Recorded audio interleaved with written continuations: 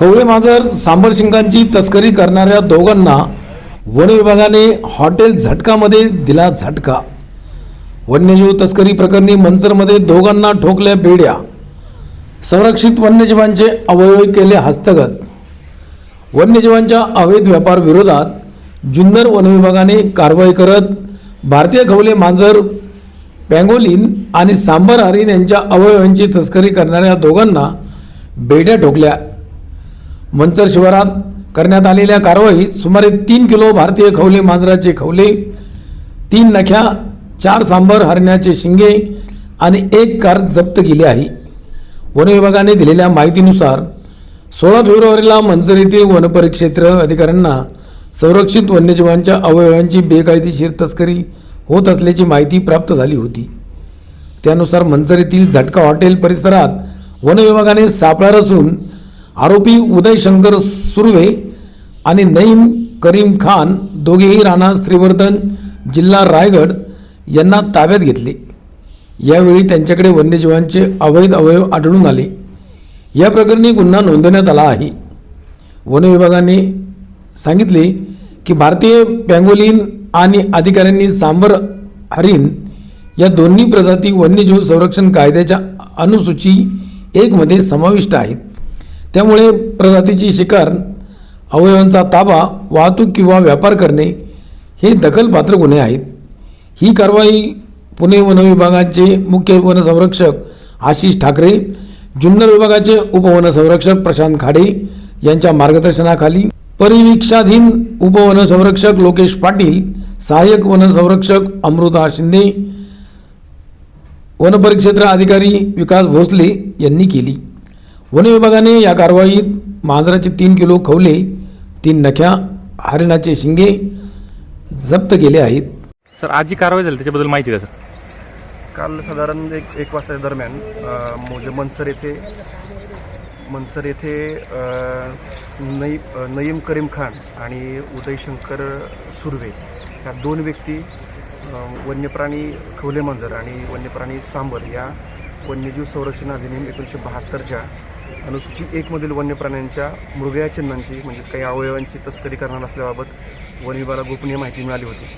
त्यानुसार वनपरिक्षेत्र अधिकारी मंचर विकास भोसले आणि त्यांच्या टीमने सदर ठिकाणी सापळा रचला होता आणि त्या सापळ्यामध्ये हे 2ही व्यक्ती जे आहेत तर त्यांना रेड हँड आपण पकडलेला आहे। त्यांच्याकडे जवळपास 2.5 किलोपर्यंत खवले मांजराचे खवले आणि 4 सांबराची शिंगे त्यांच्याकडून मिळालेली आहेत। ते आपण हस्तगत केली आहेत। ते जप्त करून वन विभागामार्फत त्याचा पुढे तपासकाम सुरू आहे। त्यांना आज माननीय प्रथम वर्ग न्यायदंडाधिकारी घोडेगाव इथं त्यांना हजर करण्यात आलं होतं, म्हणून त्यांना माननीय कोर्टानं जामीन मंजूर केलेला आहे। आणि या अशा प्रकारच्या तस्करीमध्ये खूप मोठं रॅकेट असण्याची शक्यता आहे। त्याच्यामध्ये इतर जे लोक सहभागी आहेत, काही आरोपी असतील अजून, त्याच्या आरोपीचा आम्ही शोध घ्यायचा प्रयत्न आमच्या सराव चालू आहे। त्याच्यामध्ये यासाठी वन्य प्राण्यांची शिकार ज्या ठिकाणी झालेली आहे ते शिकारीचं ठिकाण आणि या शिकारीमध्ये तसंच या तस्करीमध्ये अन्य काही लोकांचा जो सहभाग आहे त्या सहभागाबाबत आम्ही पूर्ण माहिती घेत आहोत आणि त्याच्या संदर्भातला तपास आमचा सुरू आहे। वन्यजीव संरक्षण अधिनियम 1972 जो आहे त्याच्यामध्ये वेगळे 2 अनुसूची आहेत, अनुसूची 1 आणि अनुसूची 2। ह्या अनुसूचीमधील प्राण्यांना संरक्षण प्राप्त आहे आणि याच्या कुठल्याही प्रकारच्या शिकारीकरिता म्हणजे तो शिकार असेल, तस्करी असेल, त्याचा व्यापार असेल, या सगळ्या गोष्टी ह्या प्रतिबंधित आहेत। आणि या वन्यजीव संरक्षण अधिनियमच्या अंतर्गत सर्व प्रकारचे गुन्हे हे दखलपात्र आणि अजामीनपात्र स्वरूपाचे आहेत। यामधील वन्यप्राण्यांच्या शिकारीकरिता 3 ते 7 वर्षापर्यंतच्या शिक्षेची तरतूद करण्यात आलेली आहे। वन विभागामार्फत आम्ही आवाहन करतो की अशा प्रकारे कुठल्याही वन्यप्राण्यांची तस्करी, शिकार यामध्ये सहभागी होऊ नये आणि त्यावरती कडक कारवाई वन विभागामध्ये करण्यात येईल। अटक करण्यात आलेल्या आरोपींचे नाव आणि पत्ता काय? अटक करण्यात आरोपी याच्यामध्ये आरोपी क्रमांक 1 जो आहे उदय शंकर सुर्वे हे शिस्ते तालुका श्रीवर्धन, जिल्हा रायगड येथील आहेत आणि आरोपी क्रमांक 2 हे नईम करीम खान जे वडवली तालुका श्रीवर्धन, जिल्हा रायगड येथील हे 2ही आरोपी आहेत। यांना अटक करण्यात आली।